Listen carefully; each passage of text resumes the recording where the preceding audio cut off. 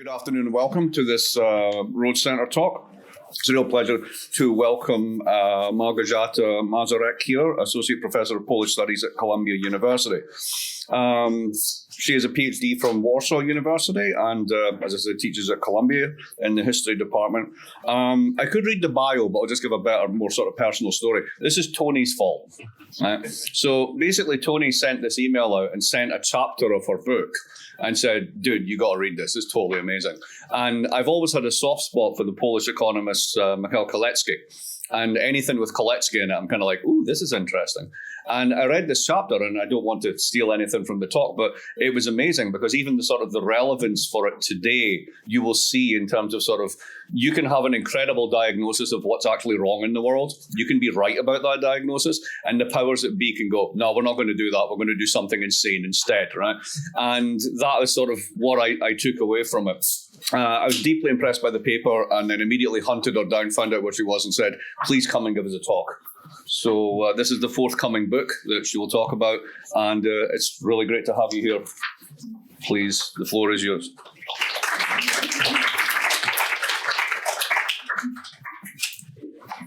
Thank you, Mark, for this very generous introduction, and I'm very, very glad to be here. I stayed the semester in London, and a friend of mine asked me, you are now in Providence? What about climate change? So it is really important for me to be here, and I made this transatlantic trip to be with you, and I would like to particularly welcome three people: Professor Ethan Pollock, Professor Holly Case, and Professor Michael Kennedy, whom I know and who have seen this project in its early stages. And also there is a personal story tied to my connection to Mark Blyth, which is I was working on an epilogue, and I, as many historians do, try to tie the past to the present. And your book on austerity, which is historically minded, and and also Angrynomics was very important for me when I was trying to understand so what now. And I think there's this very nice convergence, and I appreciate that we can have a dialogue between political economists and historians. So this book is a social history of ideas, placing a lot of emphasis not just on ideas, but also on their context. And the context are new states of East Central Europe that came about before and after World War I, but they were created on the rubble of the German, Russian, Habsburg, and Ottoman land empires. And without having here a map, you just need to imagine the stretch of Eastern Europe from roughly Baltic Sea to Mediterranean that was characterized historically by multi-ethnicity, but also by history of mass migration. And this book traces the history of developmental thinking that imagined those countries that historically were known for, since the 19th century, for their mass migration as places to live, not places to live. And then now my Polish accent absolutely obliterates this, poetic distinction. But I hope you get an idea. So there is this very interesting moment of development that I think we just underestimate the assumption behind it, which is that development thinks about nation state as a unit, and it's a stationary state where population is in place, and the policies designed for the population are policies designed for people who stay put. But I uncovered the context that preceded this banal observation about, the tenets of development, which is the rich and quite torturous history of mass immigration, but also ethnic cleansing and policies of eliminatory nationalism, etc. So I recover here an unknown chapter in the history of political economy, in which the local population was imagined as stationary rather than slated for work migration, forced removal, or mobilization for settler colonialism. So this is basically a social history of idea, in which I explain why and how a poor nation state became the key unit of developmental thinking in the 20th century. And this still, and the question is how we should think about it today. So I will quickly sum up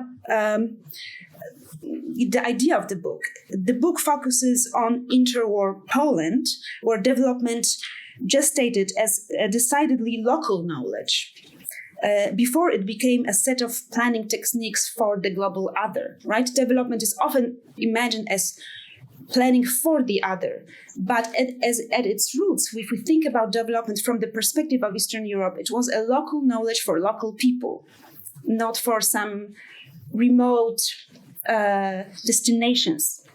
And I look in this story at people who sought to improve living conditions for the entirety of Poland's population, which consisted of a multi-ethnic mass of people, Poles, ethnic Poles, but also Jews, Ukrainians, Belarusians, Germans, and people who in the early 20th century didn't know who they are in terms of their national belonging. And I call a set of theories and policies designed for the multi-ethnic Polish society as full employment developmentalism. And I'm sure that my editor, who has yet to give me their directions, will say, no, full employment developmentalism. It's a terrible jargon that historians don't use. But the point is, but what I mean by it is that there was an idea of full employment that was properly Eastern European, that emerged independently from, say, John Maynard Keynes' idea of full employment and other Western inventions in the realm of economics, that was, in essence, an economic science for a poor nation state, right? So I recover here in this book why and how development was organized around the idea of job creations, full employment, but in the context of multi-ethnicity and what could be called economic underdevelopment, although it's a questionable term. This knowledge had very high stakes because it was an intellectual movement that aimed to replace immigration with jobs creations, and it aimed not just at economic policies, but also tried to solve problems of ethno-nationalism and ethnic coexistence. And it was basically about the fate of people who lived in interwar Poland, because full employment developmentalism opposed mainstream politics of the time that advocated differentiation, separation, and emigration of ethnic minorities, in particular the Jewish population. I would like now to take you to, I think, my narrative device, which is the history of people. And in this book, I do focus on two Warsaw-based economists, Ludwik Landau and Michał Kalecki, who together promoted industrialization and full employment policies in interwar Poland. Landau and Kalecki were assimilated Jews, and this status equipped them with a unique vision for integrating nationalities, or thinking in terms of coexistence, integration, or uniting different peoples, and against the politics of differentiation, or thinking about Polish economy as divided between, I don't know, for example, Jewish economy and ethnic Polish economy. So these two figures were also Marxists. This was interwar period was really the era of radical ideologies, and they definitely subscribed to them. But their Marxism was skeptical towards Soviet communism and very vigilant vis-a-vis fascism that was the dominant, basically, ideology in Europe in the 1930s. So these people were economists, but they were also political activists, and they are behind this long concept, which I called full employment developmentalism, as they advocated for industrialization, mass investments, full employment in an era that basically promoted fiscal conservatism or austerity and immigration policies. Here, this is basically the heart of the book, because the two of them worked at the Institute of Business Cycles and Prices, and I would like to stress here that while the book is very much makes a local argument about something that became an international policy or politics, this knowledge was very much embedded in the European economic science of the time, by which I mean US-style business cycle research, market research, thinking in terms of depression and upswing and sort of cyclical nature of capitalism. This was a very important branch of economic science after World War I, as it seems like it was, as many economists believed it is possible to harness capitalism by somehow anticipating or forecasting how market would fluctuate. At the same time, both Landau and Kalecki were following developments in economic science in Germany. That was still a sort of a model for human and social sciences in East Central Europe, where economy was increasingly imagined as a circuit, as a circular arrangement in which production impacts consumption, consumption impacts production. It's basically a circular mechanism where payments, where money, goods, and people form a whole. And there are these two different ideas in economic science, which is supply-demand equilibrium, and then a circular economy. So without going into mechanics of this interwar knowledge, I just want to mark that these were templates to think about economic life in the interwar era, and that Poland was very much tied to a broader ecosystem of or circuit of ideas.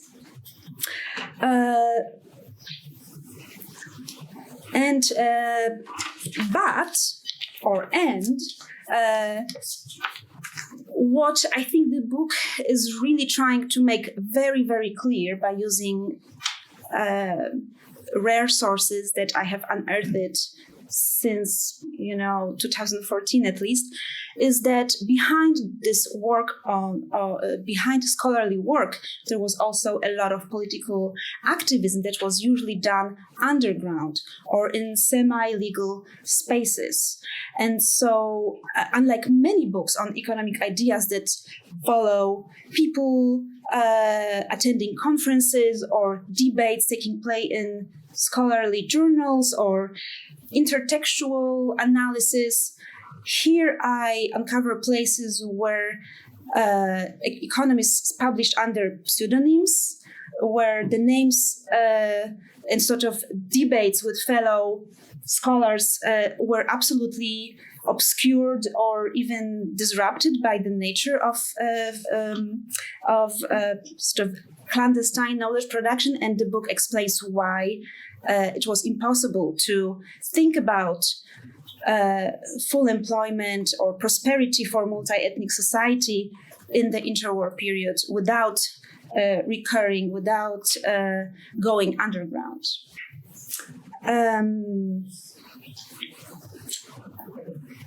The arc of the book is chronological.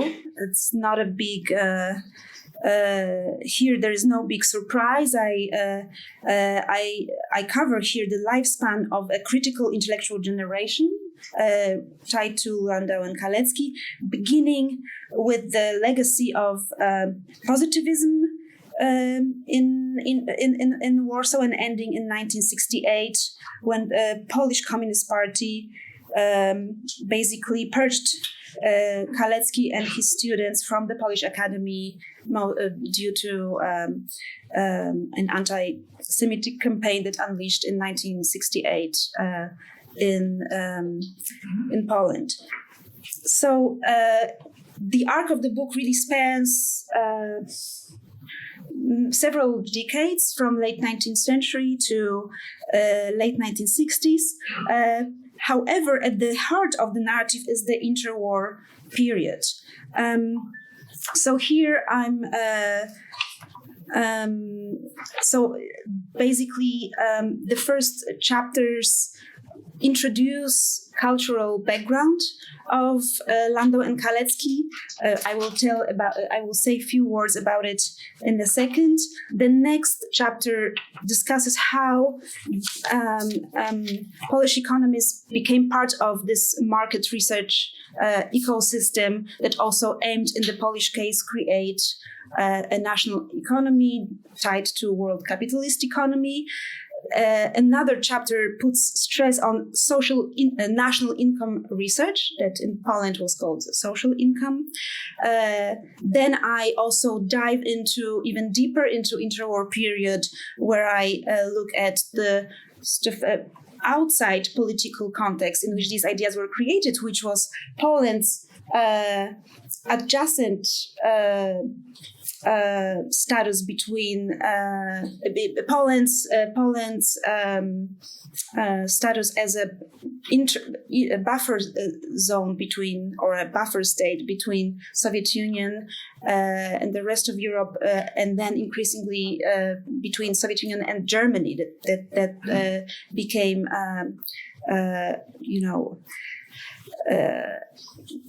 subjected to Nazi policies and Nazi politics also, and became a war economy of a new kind.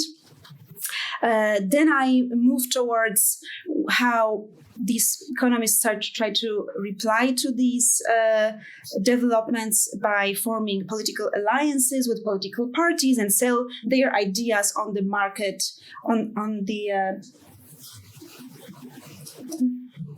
I'm sorry, I don't know what to do.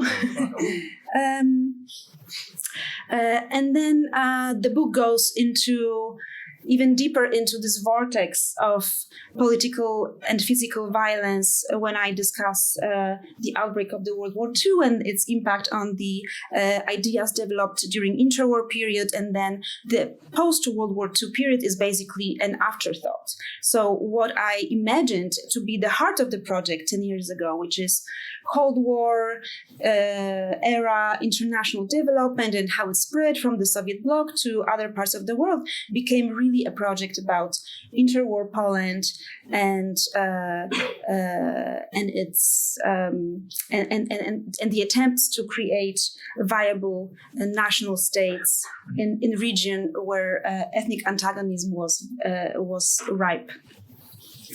Now, after walking you through the arc of the book, I would like to quickly jump into the basic. Tell you a few words about the historical context that I'm here focusing, because again, my editor said full employment developmentalism. No.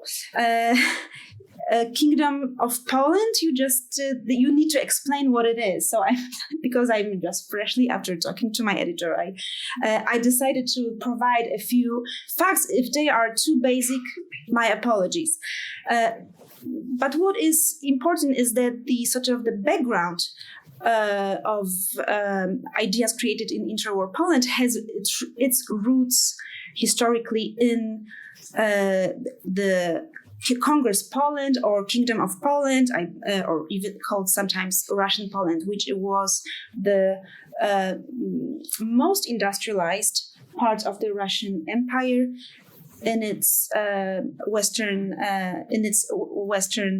borderland. So here you have the map of Europe with Kingdom of Poland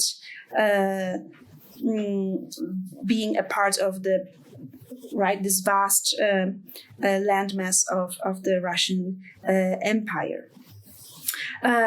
Kingdom of Poland was a multi-ethnic region inhabited by Poles, Jews, Germans, Russians, and other groups that lived from or built its capital in the era of industrial revolution in the late 19th century from on export of textiles. And this was it was basically the engine of industrial revolution taking place in the late 19th century in that part of the Russian Empire. And the fact these facts will, as I'm going to tell you later, will have some significance because, for example, Michał Kalecki was basically a child of industrialists exporting textiles to the heartland of to Eurasia. Here you have a textile factory of Michał Kalecki's father, located in the city of Łódź, that, as you may know, has been named Polish Manchester in the 19th century. It was a boom town that transformed into a big city in the course of the 19th century, and families like Michał Kalecki's family, Polonized Jews who had collected some capital, were at the forefront of this industrial revolution. The same applies to Ludwig Landau, whose grandfather had built this vast residence in the city of Tomaszów, also in the Kingdom of Poland, near Łódź. And it was also a textile industry town. Another economist who comes from Tomaszów is Oskar Lange, and some of you may know him. So I'm talking about people for whom industrialization, capitalist industrialization, was bread and butter. They grew up in those red brick cities, and while development has many meanings, it can mean small community building. In this part of Europe, definitely industrialization was imagined as a sort of way of creating sort of like a modern economy. For generation preceding, for people who were at the forefront of industrialization of Kingdom of Poland, the outbreak of the World War I was a huge rupture. And I think this is a really under-researched thing because during the German occupation of the Kingdom of Poland, which had been a Russian territory, most factories were either evacuated, and if they were not evacuated to the interior of Russia, they were simply plundered and dismantled. So the industrialization of this economic region was a huge event that also affected families of Michał Kalecki. Here I show a piece of paper with a handwritten note by Michał Kalecki's uncle, who tried to get some money back after World War I from Germany, and he estimated figures. He estimated how much money Germany owed him after World War I. Moving forward, another big development is the creation of interwar Poland. That was created not just on the, in the country devastated by the war, and with this disjointed economic structure, but also ravaged by the occupation. So independent Poland from the beginning had huge economic problems, and it was basically created not just on the rubbles of three empires, Russian, German, and Habsburg, but it also very few people believe that it's a viable economic unit that had to be yet had to be created. And I think one of the last things that I would like to mention here as a way of introducing the historical context is the problem of multi-ethnicity in the Polish nation state. So I just here the pink color are ethnic Poles, who constituted roughly almost 70% of the population, but the rest were so-called ethnic minorities or minority nationalities, with a large proportion of Ukrainians, Jews, Belarusians, and other nationalities. And I'm mentioning it because in economic writings left by Polish economists, you will never ever see any mention of nationality. So the actors in economic theories are maybe workers, maybe producers or consumers, but they are never categorized ethnically. And yet, I'm really trying hard to prove in this book that the context of multi-ethnicity was extremely important for understanding why idea of full employment economy and this kind of self-expanding economy came into being in this part of Europe. So this is basically a sort of a background layer that I uncover in this book as a necessary context to understand economics that was otherwise class obsessed, right? The class is, in Marxism is everything. But here it has to be understood in the different context. I also think about it, why it matters. For example, because class and occupation typically overlapped with nationality and religion. So, for example, here you have a Polish small-town marketplace where you have Christian peasants delivering their goods to the market, and they were Polish, Orthodox. If they were Orthodox, that meant maybe they were Ukrainian or Belarusian. And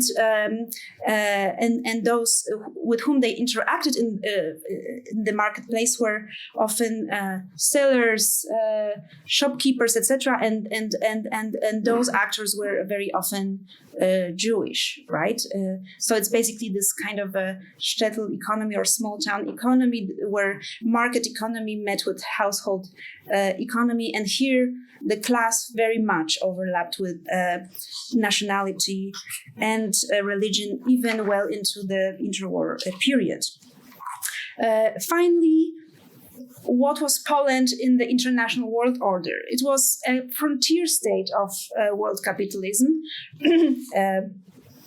protecting Europe from the emergent Bolshevik state, and Polish political elites irrespective of political color, supported that stance, wanted Poland to be integrated in a world capitalist economy. And so Poland was very much part of this gold standard system where, right, in order to get a loan, right, you had to meet certain requirements and, keep your national budget very tight.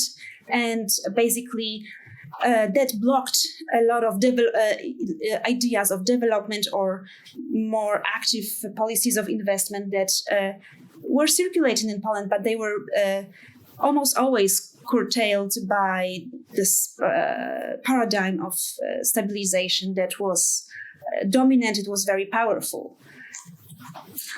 So even though Poland, for example, had the very, quite incredible legal measures that labor protection, for example, was a legislation that was very developed in Poland, it was never really implemented because there was no money to implement this otherwise very progressive legislation.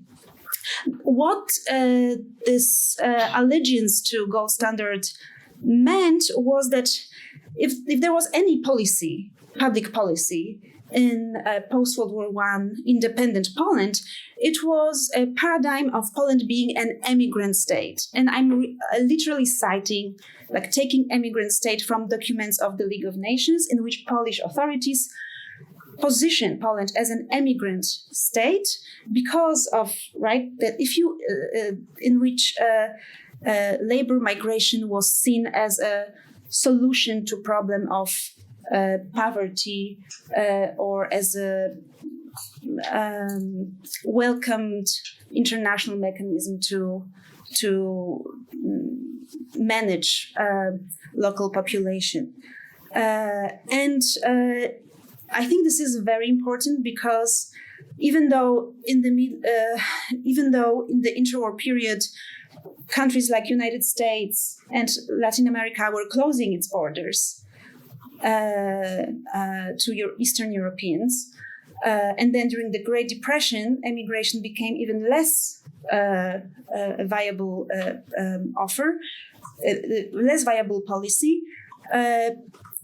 Poland and its authorities did not have any other public policy in store. It was basically the only paradigm that existed. And it's very, I think, important to understand that if there was such a thing as deglobalization in interwar period, it doesn't mean that automatically policies adjusted in real time to those external circumstances. To the contrary, Poland became even more insistent to push for emigration of Polish citizens from Poland in the 1930s, when real chances to get out were even were less and less realistic. So back to our actors. I will speed up because I'm already speaking for 30 minutes.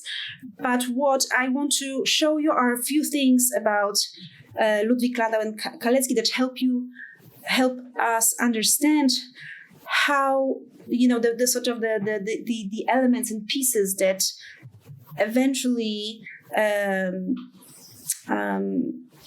shaped the idea of full employment. So one of those pieces were studies on Poland's uneven development and the structure of its domestic market. Poland, after World War I, was a new state, and it was an enigma. It had to be made legible, it had to be measured. National statistics was just developing, right, in the 1920s. And Ludwik Landau became the key economic statistician of interwar Poland, and I'm not really overblowing his relevance. He was the economic statistician in the interwar period, and he happened to be the closest collaborator of Michał Kalecki, who is much better known for theorizing things. So what Ludwik Landau discovered as a sort of a city boy, right, from big industrial city, is that in the Polish countryside, statistics of fireproof buildings, something that sounds very irrelevant, showed that the degree of material development of the Polish countryside, right? The fireproof buildings usually meant buildings made of brick, and buildings that were not fireproof were those houses with thatched roofs and wooden structures. And so his statistics of fireproof buildings showed for the first time, and at a glance, those huge structural problems that Poland had, which is development in the West and what he called underdevelopment in the East. And why it mattered, because it also was one of the first steps to understand what was the capacity of national economy, how much money people had, how much money they could spend. And it basically was an information about, not just about, how many houses are made of brick or wood, but also it was also an introduction to understanding living standard, right, in interwar Poland. So the book really traces those the nitty-gritty of statistical research in interwar Poland to show how empirical reality informed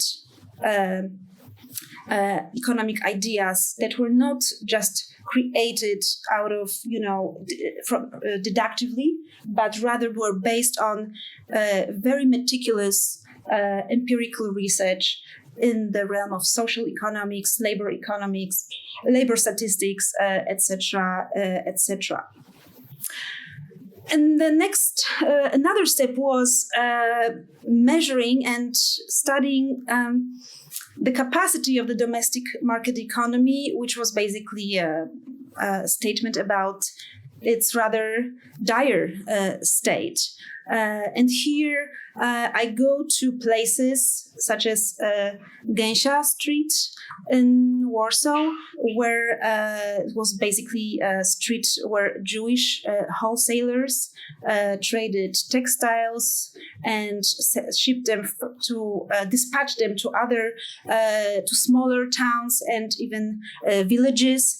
And Landau and Kalecki did surveys in the street, in this Jewish street of Warsaw, to understand what wholesale trade can tell about the state of trade in general in Poland, and what does it say about the intersection of production of stuff, distribution, and also consumption, right? So by tracing in really great detail those actual spaces, I'm showing how national economy was constructed as a statistical knowledge. What is fascinating for me, and I have at least one chapter dedicated only to it, is how interwar economic research completely reconfigured understanding of local population. Here you have a way to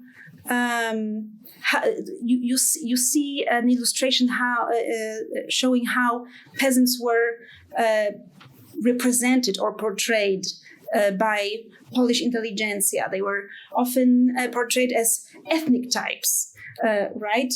Just like you would bring some colonial peoples to an metropolitan exhibition. And this kind of ethnographic research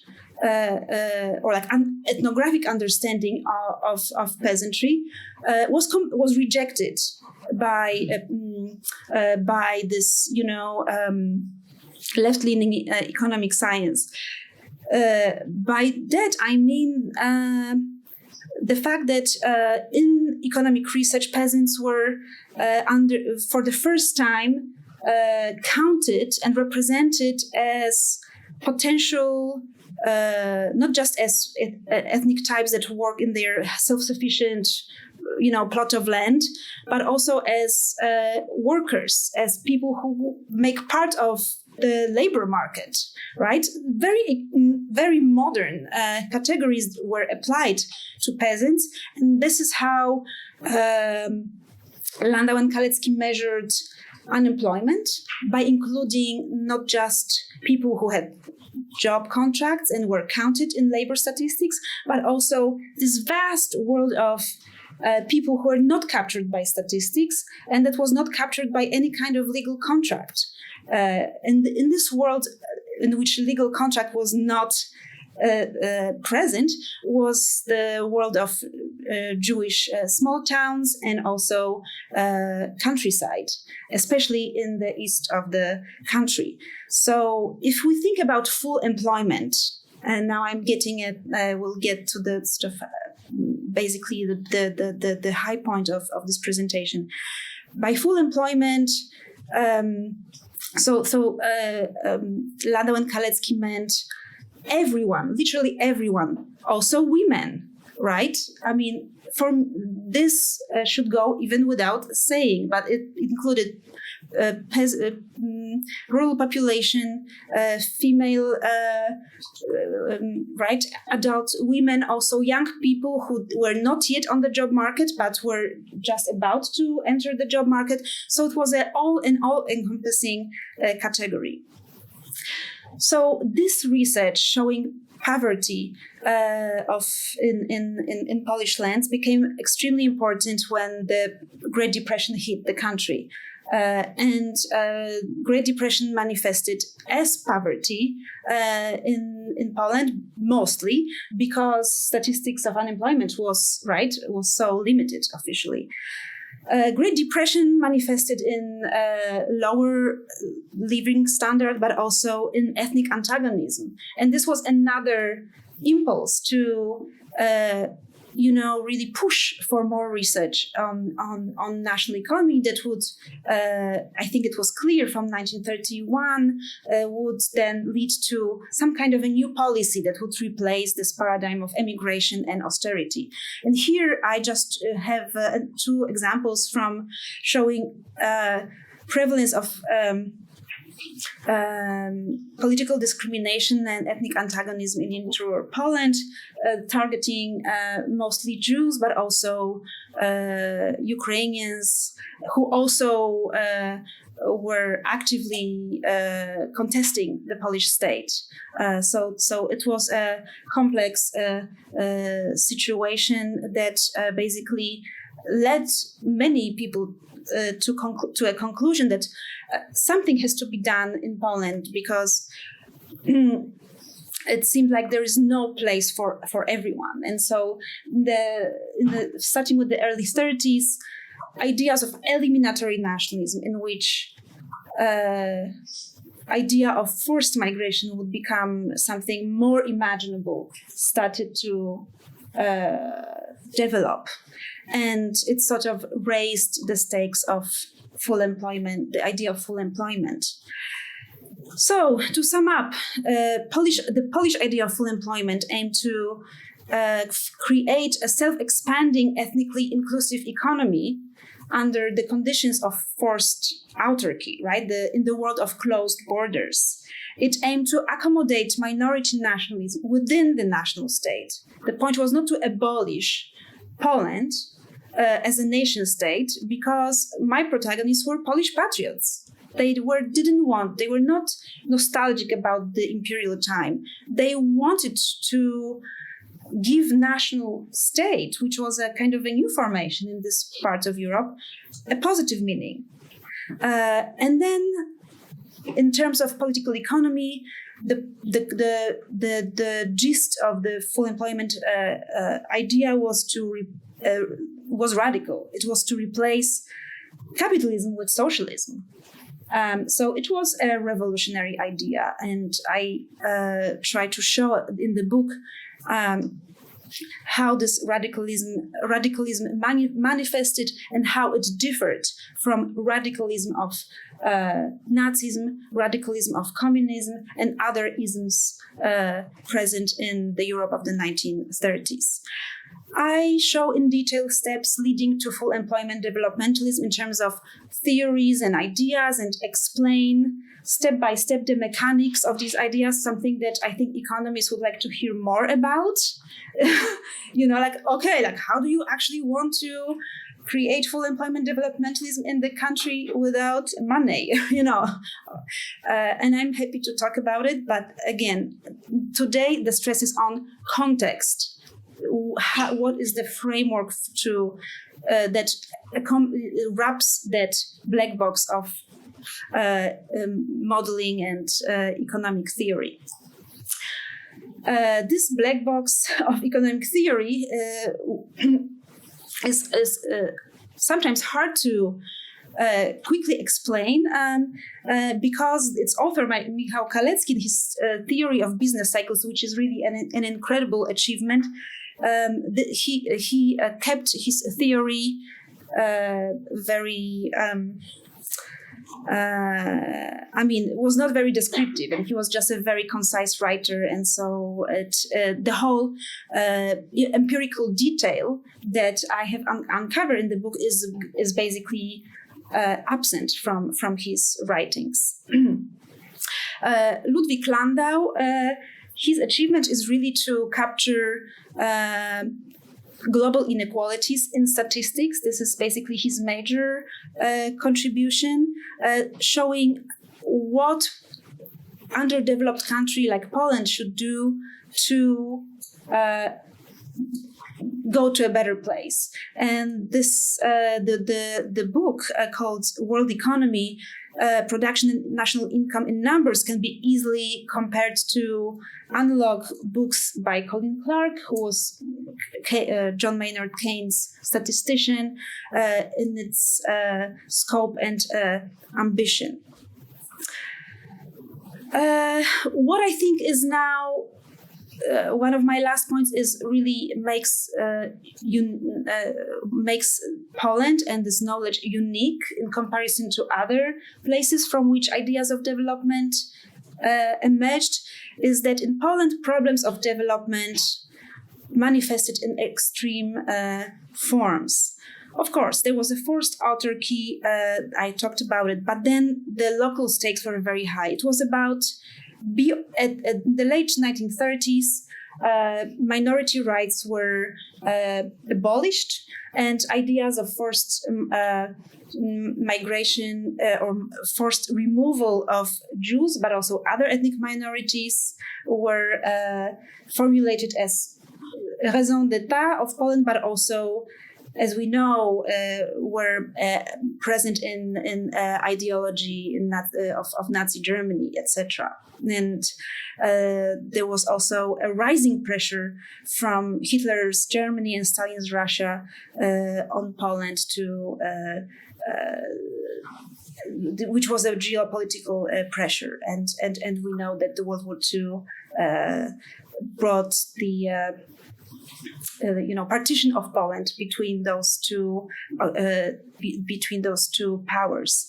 Also, what is very characteristic or unique in Poland is that many of these ideas were developed at risk of persecution, as anything that was Marxist or radical socialist was often deemed subversive, and publications were confiscated, and many people who were radical socialists, communists for sure, were imprisoned or were losing their jobs, etc., etc. So this context is also present. I'm showing those clandestine publications and explain their context, which is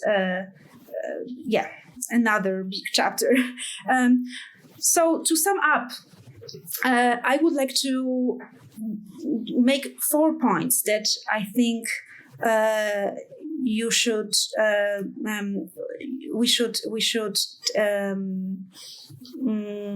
take from my project. First of all, I'm trying to make here an anti-diffusionist argument about interwar knowledge production. What I mean by it, Poland was not just a periphery that emulated Germany or Great Britain in its attempt to create cutting-edge modern public policy.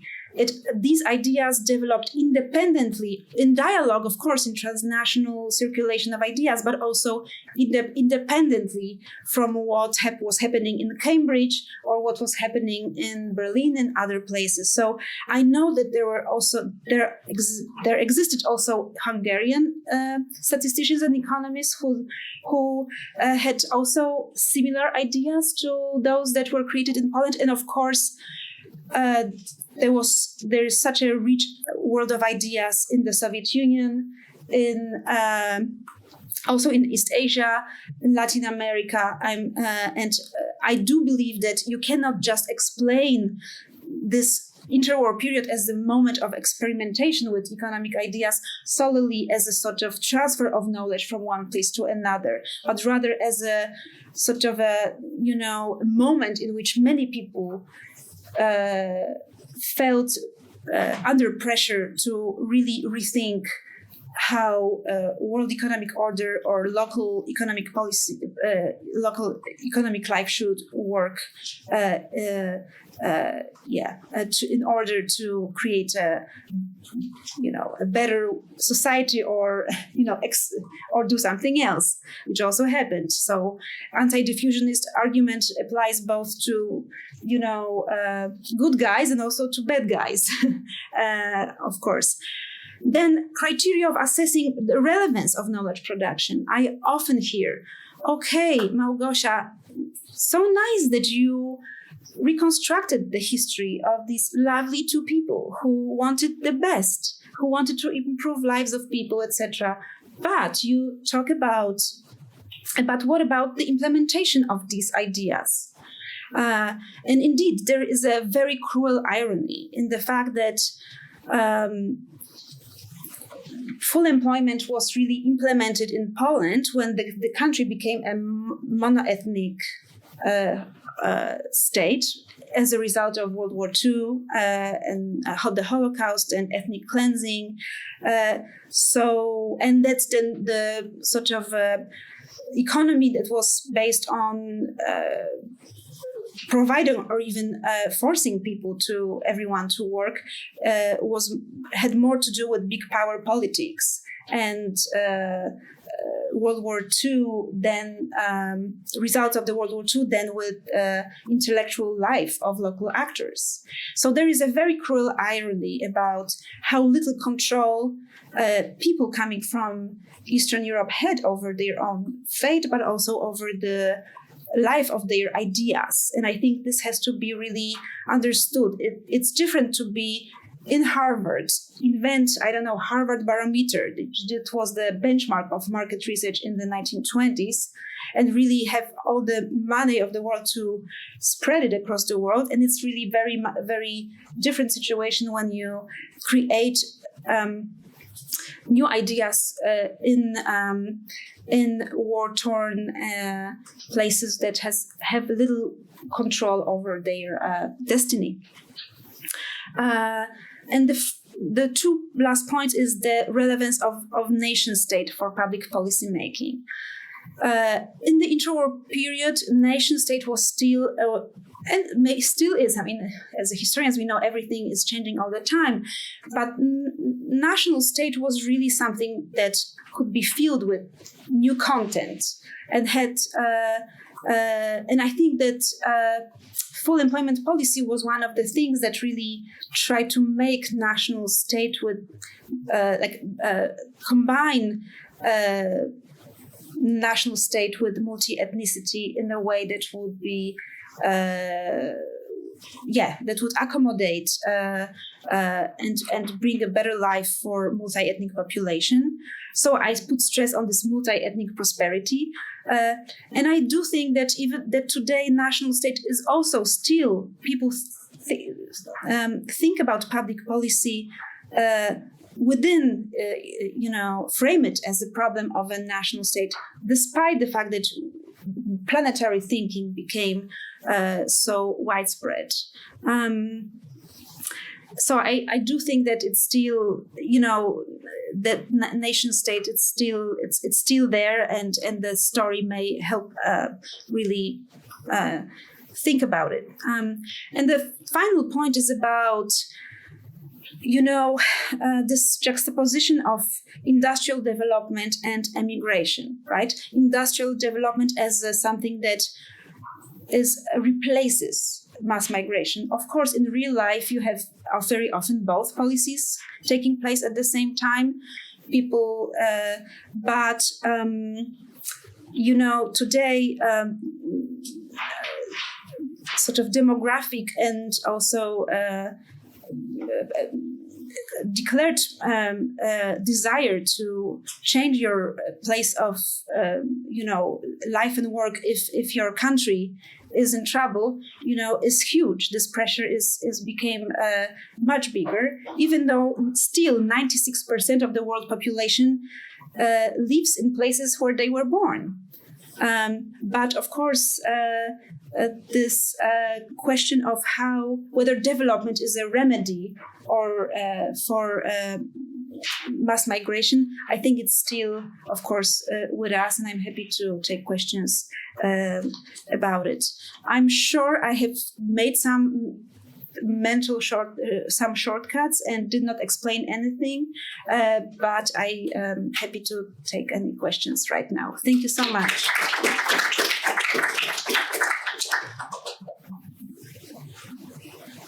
As we're actually now at 1 o'clock, anyone who needs to leave at 1 should probably leave now, and then we'll begin the questions so it's not disruptive.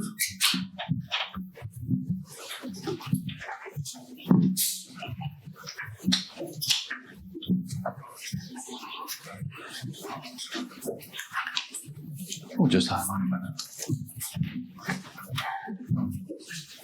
Thank you so much, Małgosia. This was incredible. I really love this project, and your presentation was outstanding. I have a couple of questions on the 4 points in light of the entirety of the project, because you talked about how... the last points? Yeah, the anti-diffusionist argument about interwar knowledge production. And I was wondering how then does one think about causes in terms of... especially when various phenomena or various ideas pop up in in different places for different reasons at roughly the same time. Like, how then does one think about the sort of the fact of them popping up at the same time in those different places, if the contextual explanation is absolutely like the sort of narrower contextual explanation is so strong? How do we get to the fact that like the simultaneity of the emergence of the ideas? So and the other question is about how little control they had over the life of their ideas, which I think is a fantastic insight. And it got me thinking about the history of ideas more generally. Would you say that, let's say, Keynesianism had, that the people who came up with and promoted it had much more control over the trajectory of their ideas? Or how would you make the comparison between the kinds of control, the kinds of unintended consequences, and where those things, just as a sort of exercise in thinking about intellectual history and the history of ideas? Really, thank you. Do you want to do one at a time, or do you want to take a couple? I would like to maybe take Holly's question because it's sure. And then Andrew you can help comment me bring some nuance to this presentation. midway through this project, I had the pleasure to talk to Carol Gluck, who is a historian of Japan, now retired at Columbia University. And she has this conceptual paper in which she says that this whole center-periphery framework doesn't really work when we talk about 20th century, because you can tell the history of modern world in the 20th century, where modernity, or like a capitalist economy, for example, reaches pretty much every corner of the world. Even those who are not directly affected by world capitalist economy in the 20th century, or other kind of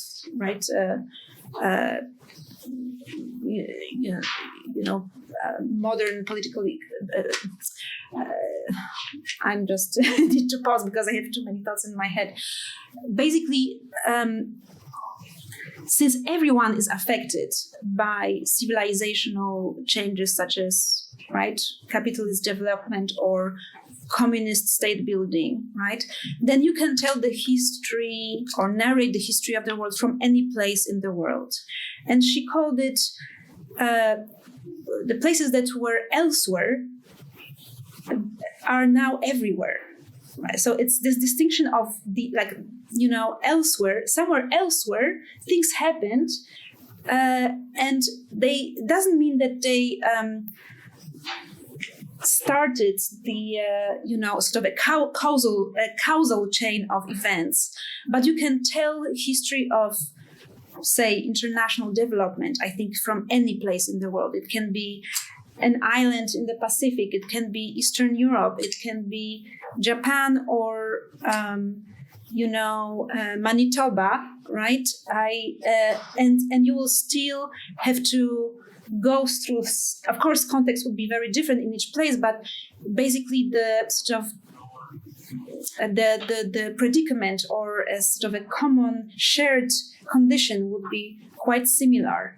And so it's a big claim, but I think it really works for history of social science and for history of economic life in the 20th century. So there is this idea of causal,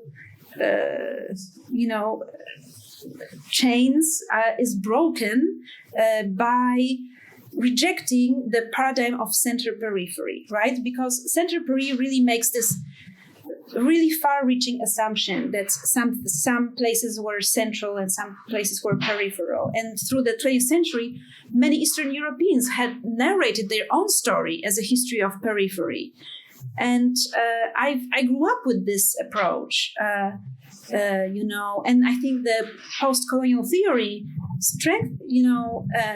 makes it even stronger.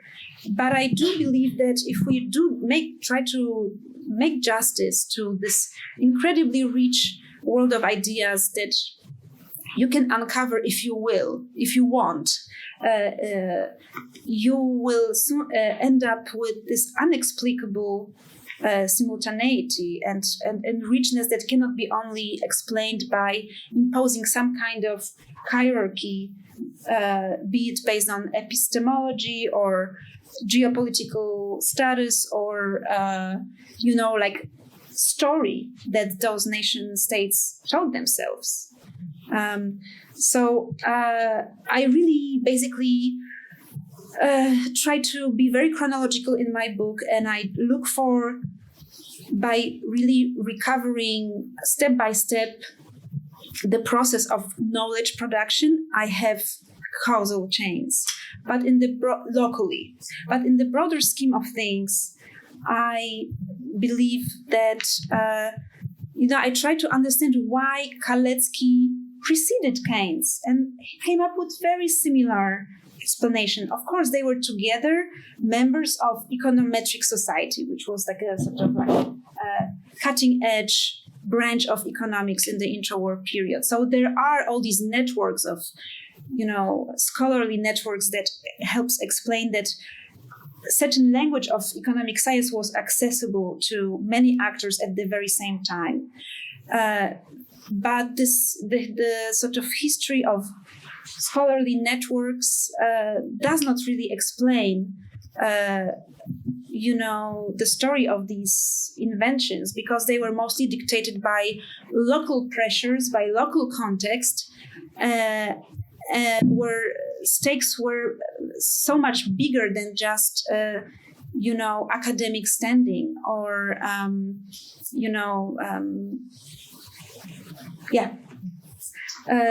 and the control over the ideas is it's true that John Robinson, who was collaborator of Keynes, said that Keynesian revolution came too late because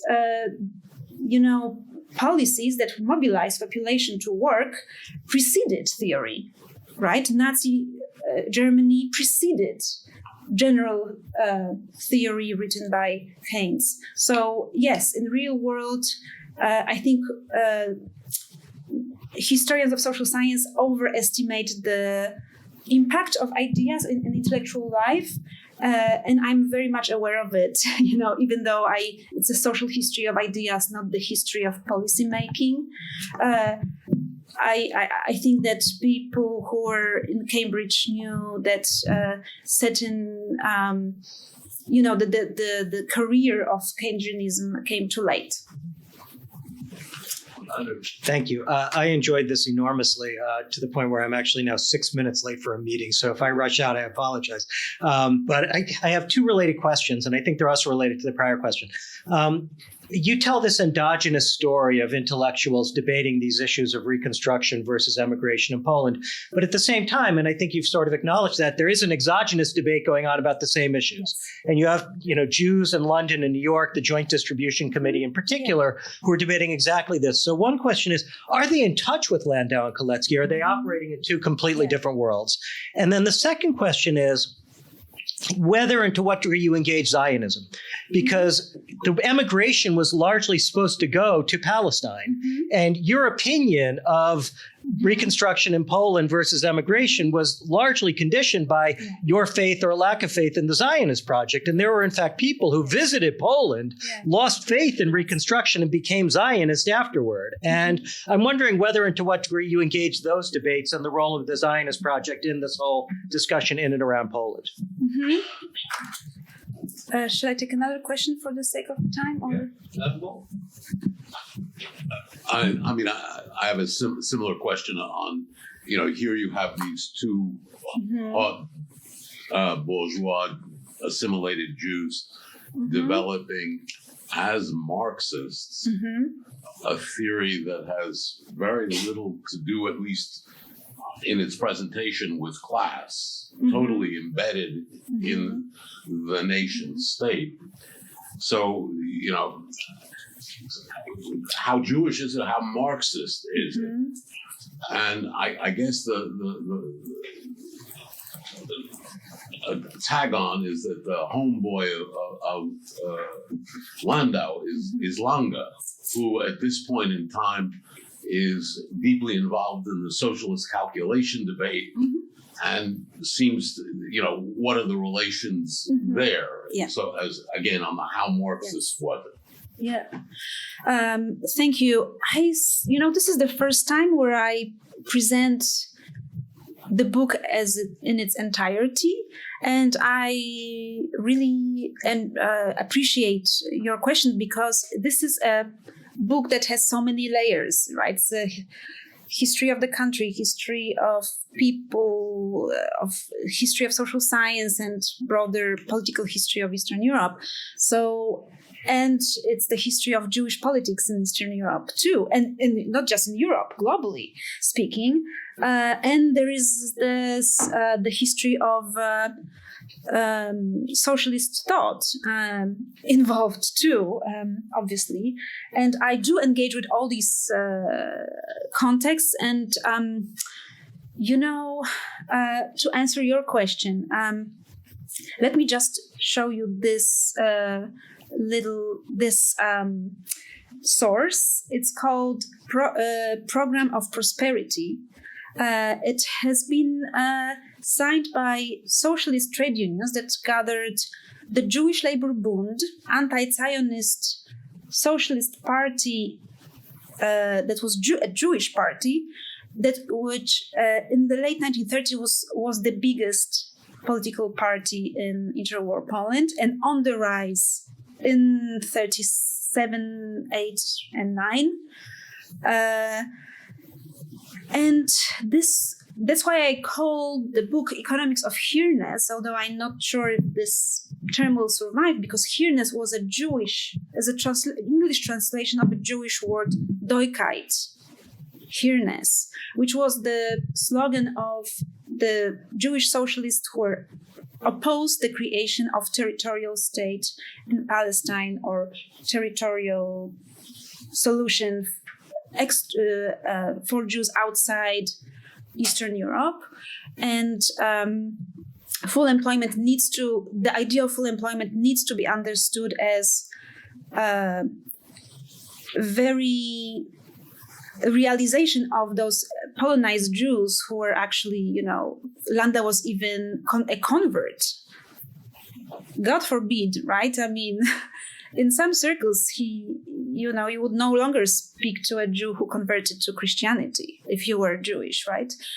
But there was a slow process of realization on the part of those Polonized Jews who indeed had a quite privileged lives, that you need to create an alliance with the Jewish street to carry out your program. And so there was, first of all, complete ignorance of the Jewish politics on the side of the people I'm talking to, because they wanted to leave this world. But under the pressure of Hitler's rise to power and also the rise of fascism in Poland in the 1930s, these new alliances between people who believe that they are above ethnic thinking and they are above nationalism and they will only think in terms of class because it's the only thing that matters. They came to a realization that they need to address the problem of ethnic discrimination and minority politics and all the things that they believed is retrograde and should be, overcome. So this program of prosperity is a brainchild of this reckoning, and it has been written by Ludwig Landau, who translated theories of Kalecki into policy making, basically. And there is another co-author who was also a Polonized Jew, Marek Bright, who was better known in financial economics. Well, he was also in the circle of Landau and Kalecki. So I think this program was very much in conversation with Zionist socialists and other political parties, and was not belligerent against them because, in the era of pogroms and anti-Jewish boycotts, I think this sort of this kind of polemic would be a bit would be politically unwise, but definitely it was an anti-Zionist proposal. If we understand anti-Zionism in its interwar context, that is very particular and should not be confused with what meanings of anti-Zionism today. Anti-Zionist, but also anti-class warfare. Well, not really. Well, this is another question. What is the role of the state in socialist economy? And in Eastern and Central Europe, it was not at all clear because the Soviet Union was an anti-example of a state that exploited and was an anti-example for this heterodox socialists who lived in East Central Europe. They didn't. There was a certain hostility towards this state that was ideological, and so the idea of nationalize resources, strategic resources, banking, I don't know, energy, etc. Like big industry. These steps were discussed, right? How to nationalize? What is the role of the state in, intervening in national economy? What is actually socialism?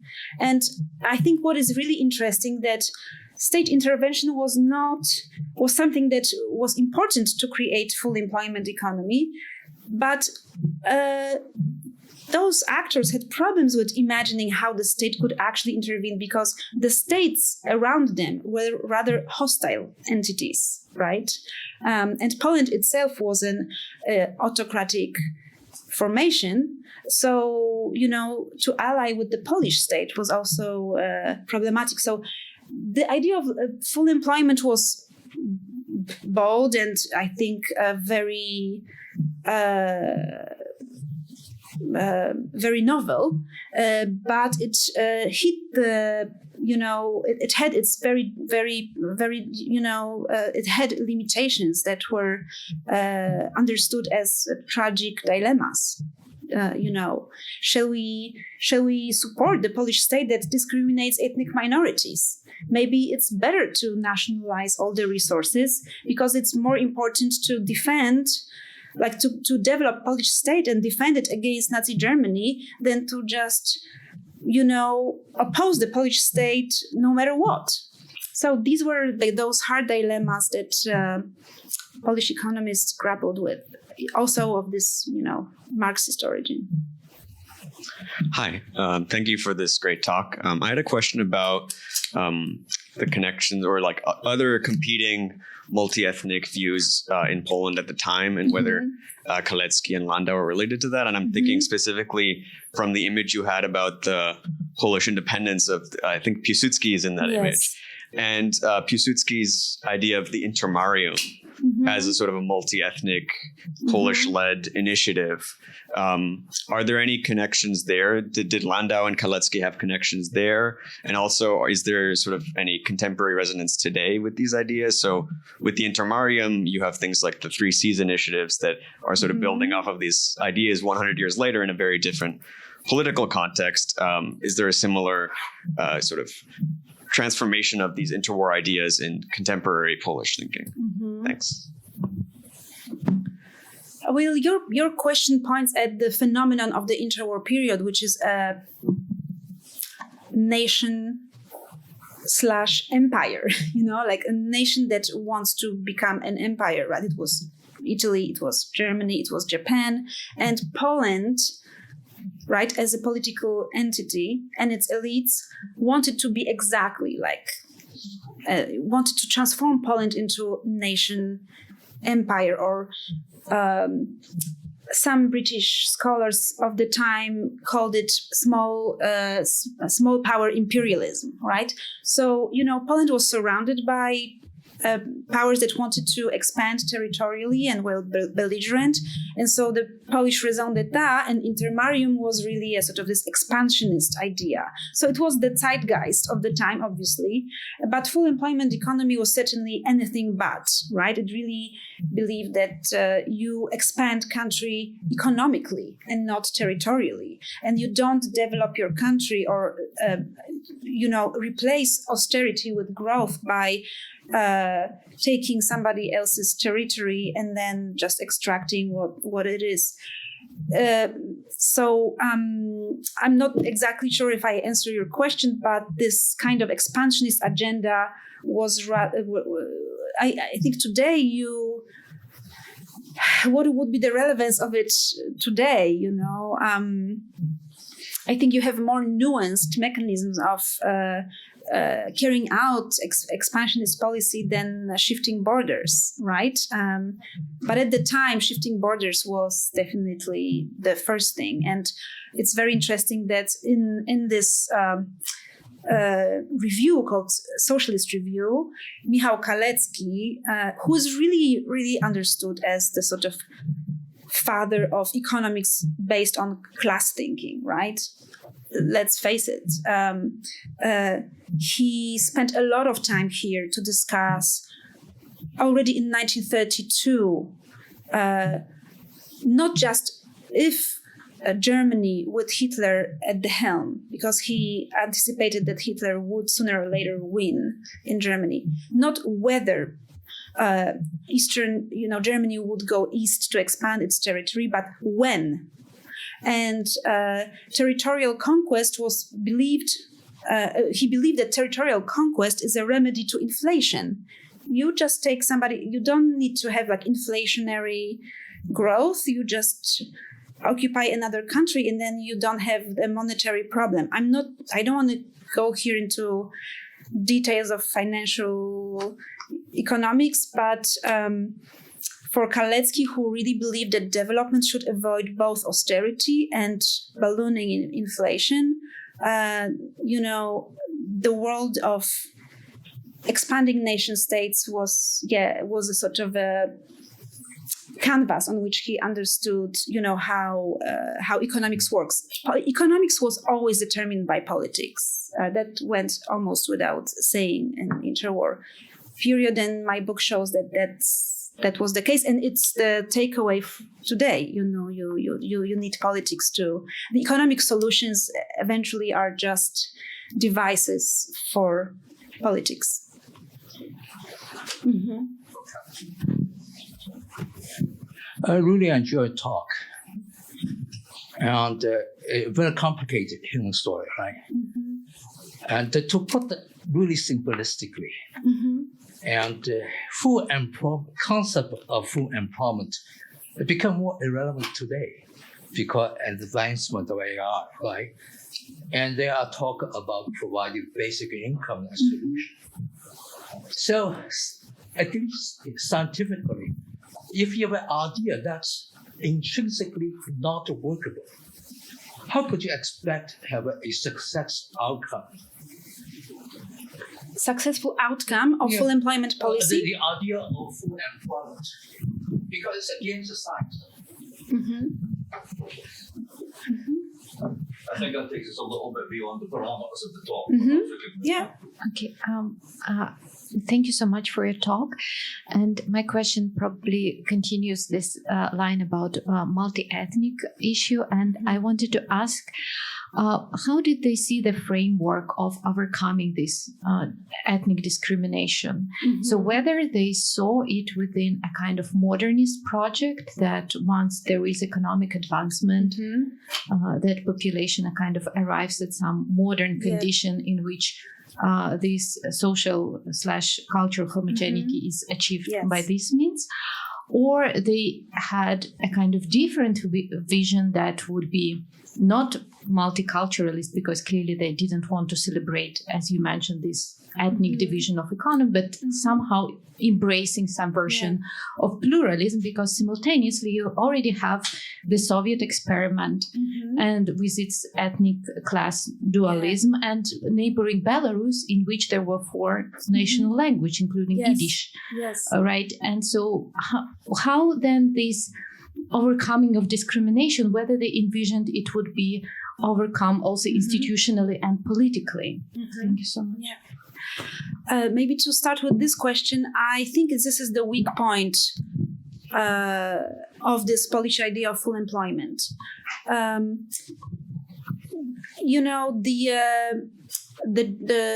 Jewish Labor Bund, the Jewish socialists who opposed the creating of national Jewish state in Palestine, to put it bluntly, right? They and also my protagonist, they believe that economic life unites people. If you take a shoe, you need to. What is a shoe? Shoe is not is created. You need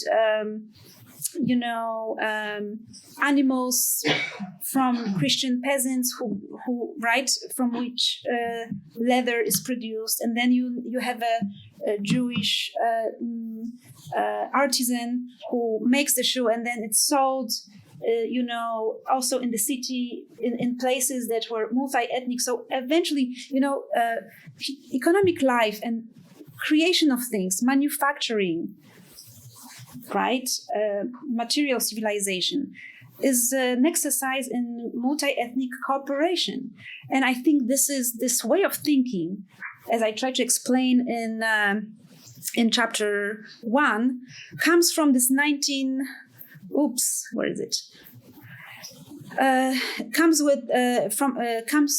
from this 19th century idea of this holistic thinking, integrative thinking. Capitalism brings people together because people need to cooperate, and I think this is still, and in socialism it would be the same. And so by creating material cooperation and providing jobs, there will be social peace. And I think this is perhaps the weakest point, of this theory that I think was left unaddressed, even though I believe I know that there was a sort of tragic reckoning that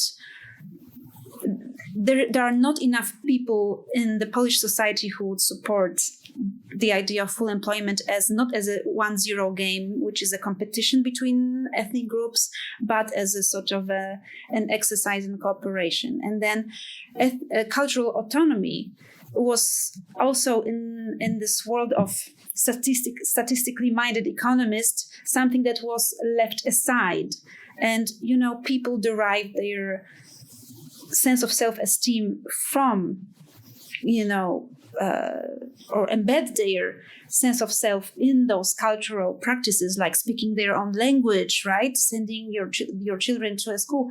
These things were left aside in the politics in the history of the politics that I have just explained here. So there are the materialist thinking was prevalent, and it definitely obscured or marginalized would also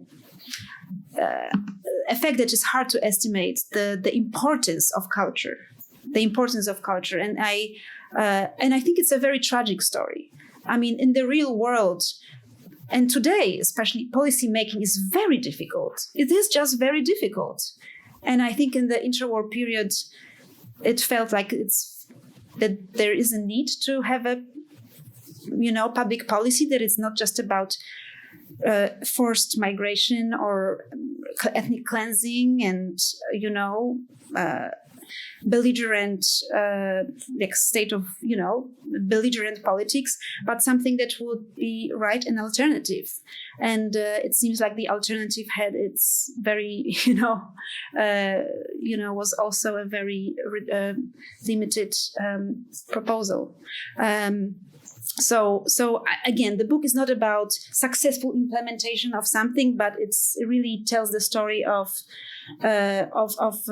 reckoning and tragic ironies and a certain death of ideas too, right? Because they were just, if you don't have the control over your fate, then other things take control over. So that's I think at the heart of the book, but not a hopeless book. And with that hopeful note, thank you very much. Thank you.